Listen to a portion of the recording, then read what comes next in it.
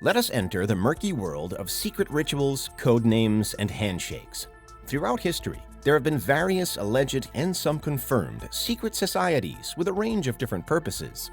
Some of the earliest known were alternative religions in ancient Egypt and Greece. Perhaps the most well-known example of all, though, is the mythical Illuminati. They're an unrivaled source of conspiracy theory, but many don't know about the true group that existed hundreds of years ago. This is Unveiled, and today we're answering the extraordinary question: who were the real Illuminati? Do you need the big questions answered? Are you constantly curious? Then why not subscribe to Unveiled for more clips like this one, and ring the bell for more thought-provoking content. Secret societies are usually secret for a reason, some good and some not so good. Much of the mysteriousness and exclusiveness of many, for example, can be explained by the oppressive laws around at the time of their formation. Secret organizations flourished in the 18th and 19th century, for instance, during a period when religious and political discourse against those in power was strictly prohibited. As such, while many of these groups may have variously negative reputations in the modern world due to their secrecy, in some cases it was within these groups that democracy came about. Influential figures like George Washington and Benjamin Franklin are said to have been in secret societies at one point or another. The Free and Accepted Masons, or Freemasons, is now the largest secret society in the world. Other lesser-known groups that still exist today are the Grand Orange Lodge and the Knights of Pythias. Probably none, however, are quite as famous as the supposedly all-powerful Illuminati. But the Illuminati conspiracy theories of today are often a far cry from the roots of an organization that at one time actually existed. The modern Illuminati is supposedly capable of controlling world affairs from the shadows, pulling on the strings of their human puppets in order to steer the world in any direction they want. Many powerful and wealthy people are supposedly members, including world leaders and A-list celebrities. The Eye of Providence symbol is typically associated, an open eye in the middle of a triangle, which was originally a symbol for God and Christianity. The purported goal of the Illuminati today is to overthrow society, to create a new world order. But again, this authoritarian version of the Illuminati is chiefly a conspiracy theory. There's little or no evidence for its genuine existence. The real Illuminati wasn't anywhere near as cynical or apparently hell-bent on world domination. In fact, they craved equality. In reality, there has been more than one group actively calling themselves the Illuminati in the past. That's because the word Illuminati is not a unique one. It's simply the plural form of the Latin term illuminatus, which means enlightened. As such, the real groups of the past tended to use this term in reference to their having some sort of divine awakening, or of having achieved a heightened ability to think. One group, for example, is the mystical organization from the 15th and 16th centuries called the Alumbrados, which is the Spanish term for Illuminati, or Enlightenment. Leaders claimed to be able to talk with Jesus and other religious icons, although dedicated worship wasn't at the center of their cause. The Alumbrados had a mission to help other people become enlightened in the same way that they were, and they claimed that the way to do that was via prayer, but in quite a casual sense. This strategy would also eventually lead to their downfall, however. Alumbrados' belief was that only prayer was needed, and that sermons, mass, and charity weren't necessary. And this obviously didn't sit well with the established church. Many members were subsequently caught or exiled by the authorities, and some fell victim to the Spanish Inquisition.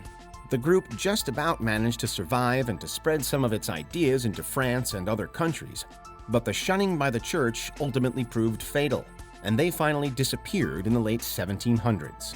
Today, we consider this an example of one of the earliest groups related to the modern Illuminati, although it isn't the one that's most often linked.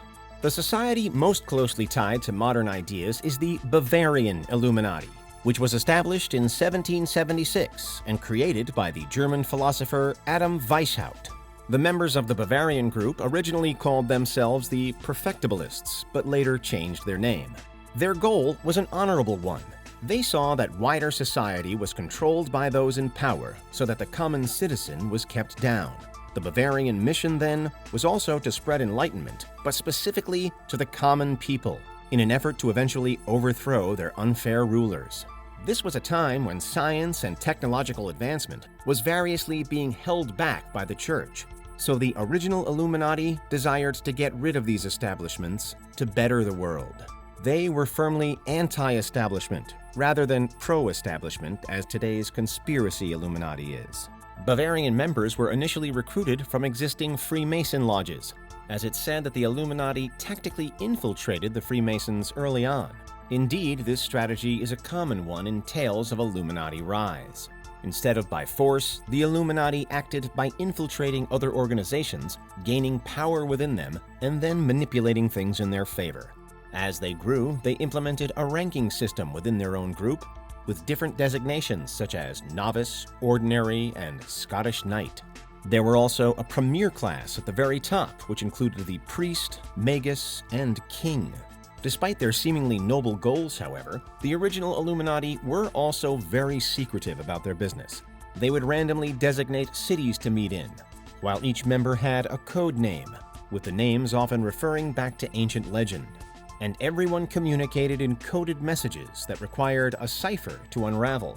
Famous figures who are thought to have been members in the Bavarian group include the likes of the writer Johann Wolfgang von Goethe and the astronomer Johann Bode. According to most historical records, the Bavarian Illuminati didn't exist for very long at all, and actually disbanded after less than a decade, in 1785, in response to local governments outlawing all secret societies.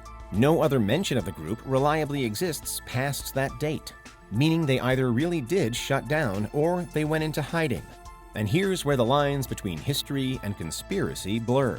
Conspiracy theorists hold that the Illuminati, the real Illuminati, never actually died, and have instead been busily but secretly gaining power over the centuries by, once more, working behind the scenes. According to some versions of their legend, they're supposedly responsible for famous world events, including, most notably, the French Revolution and the JFK assassination.